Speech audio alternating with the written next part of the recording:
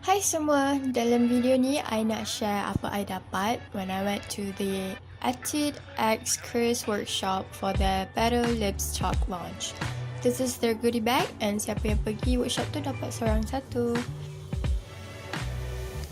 Dalam bag tu ada any cushion duo case, any cushion color corrector, any balm, double lasting foundation trial kit.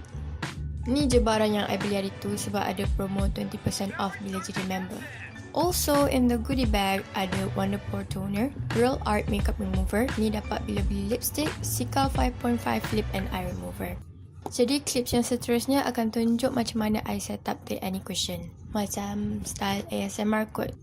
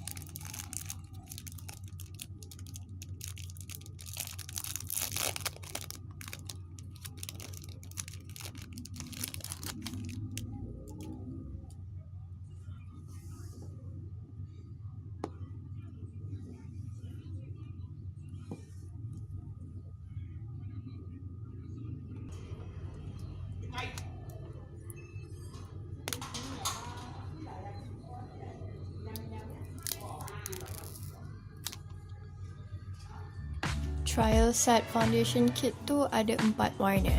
They come in this capsule-like packaging. The shades are Fair, Vanilla, Beige and Sand. Untuk lipstick tu, I bought the shade BE109 Lovable Beige. It's described as a velvet finish lipstick with a neutral undertone.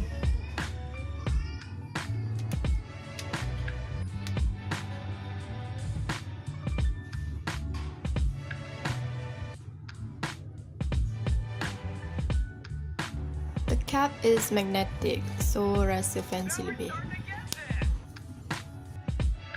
Ini adalah lip smooches yang I sempat buat. Boleh nampak yang the first few tu tak terang sangat sebab velvet texture tu susah nak transfer. Tonyo betul-betul baru dapat.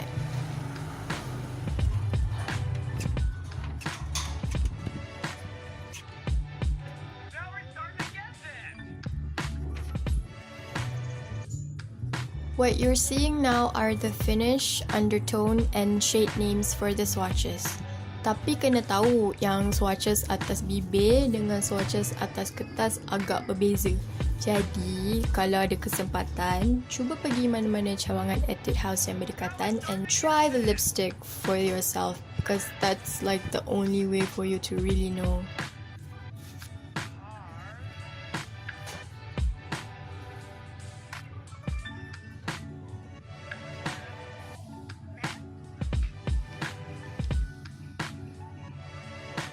Ada muka. Dalam video ni juga, I akan try barang-barang yang I dapat tadi untuk create a look. Mulakan dengan any cushion duo, I pakai the lavender colored base all over my face guna puff yang dia bagi sekali.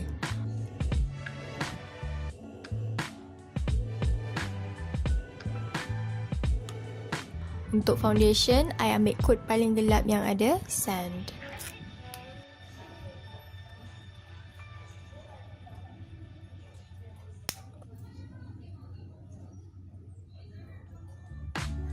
Okey, lepas dah terkejut tu, I dab-dab seluruh muka. Kemudian, ratakan guna puff yang sama. Foundation ni tak adalah memberangsangkan otak sangat. Okey je. Feels a bit powdery and time blending tu dia tinggal bekas puff. So, it's not transfer proof. Nampak tak kat eyelid tu dia dah transfer. Jadi, kalau pakai foundation ni, kena set mana yang perlu pakai bedak.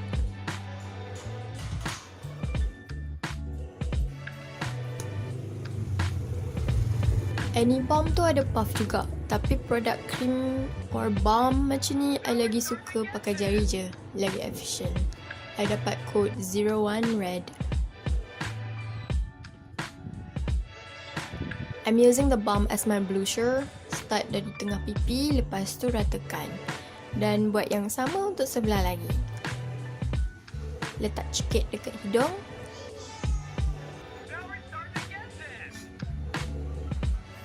Dan dagu sikit. My favorite part, lip tip.